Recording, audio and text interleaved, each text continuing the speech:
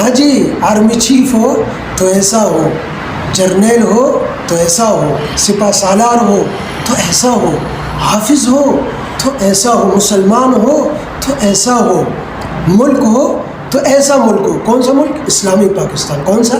اسلامی Pakistan. Army chief نے Christmas تقریب پر شرکت کر کے لوگوں کے دل جیت لیے، ہر طرف سے مبارکبادی وصول کر رہے ہیں، ہر ایک مبارکباد دے رہے ہیں۔ ابھی آپ کے سامنے میں اپنی بات نہیں کر رہا، کرسمس تقریب پر شرکت کرنے کیا حکم ہے؟ جامعۃ العلوم الاسلامیہ علامہ محمد یوسف بن نوری ٹاؤن کا فتویٰ میں آپ کے سامنے پڑھ کے سناتا ہوں، پھر آپ بھی مبارکباد دیجیے۔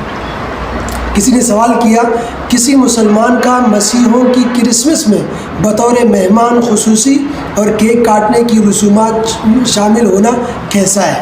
اب جواب سنیے، یہ میں فتویٰ بھی آپ کو اسکرین میں کوشش کروں گا دکھا دوں گا۔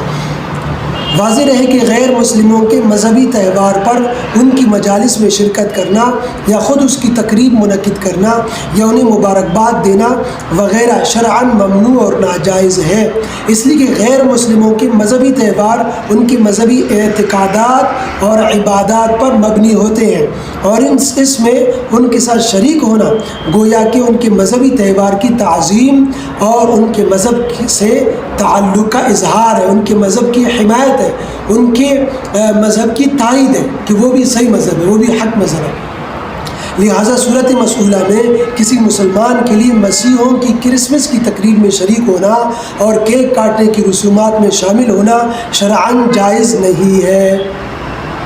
ٹھیک ہو گیا؟ اب آپ بھی مبارکباد دیجیے۔